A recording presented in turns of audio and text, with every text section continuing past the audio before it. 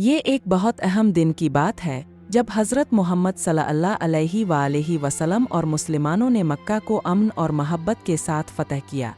ये वाक़या 8 हिजरी 630 ईस्वी का है।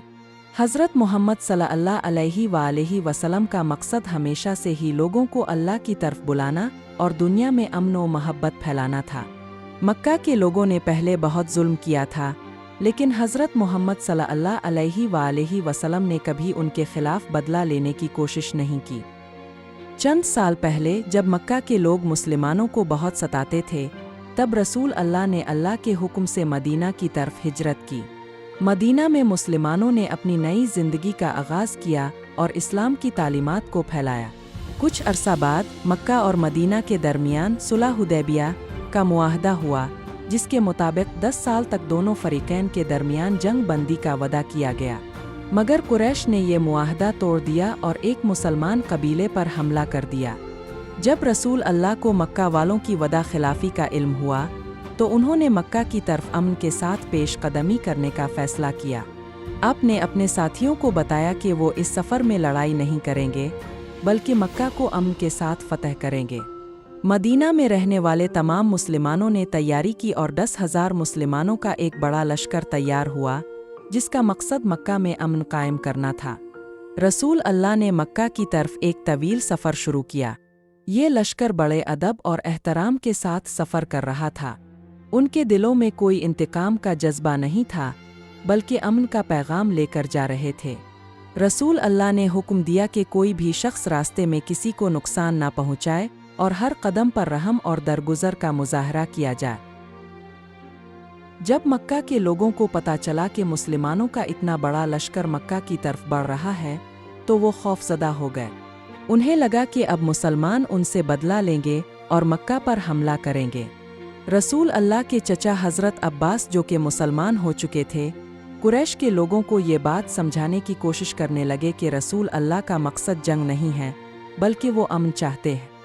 हज़रत अब्बास ने अबू सुफियान को रसूल अल्लाह के पास लेकर आए, ताकि वो खुद रसूल अल्लाह से बात करे और मुसलमानों की अमन पसंदाना नीयत को समझ सके। रसूल अल्लाह ने अबू सुफियान को यकीन दिलाया कि वो मक्का को अमन के साथ फ़तह करेंगे और किसी को नुकसान नहीं पहुंचाएंगे। मुसलमानों का लश्कर आहिस्ता आहिस्ता मक्का के अंदर दाखिल हुआ और किसी ने भी लड़ाई नहीं की। रसूल अल्लाह ने अपने सिपाहियों को हिदायत की कि जो लोग अपने घरों में रहेंगे, अबू सुफियान के घर में पनाह लेंगे, उन्हें कुछ नहीं कहा जाएगा। ये रहम दिली और दरगुजर का अजीम मुजाहरा था। रसूल अल्लाह ने हुक्म दिया कि मक्का में किसी किस्म की खूनरेज़ी ना हो और हर कोई अमन के साथ रहे। मक्का के लोग, जो पहले मुसलमानों के दुश्मन थे, वो हैरान थे कि रसूल अल्लाह ने उनके साथ कितनी मेहरबानी और मुआफ़ी का सलूक किया। फ़तह मक्का के बाद रसूल अल्लाह काबा में दाखिल हुए।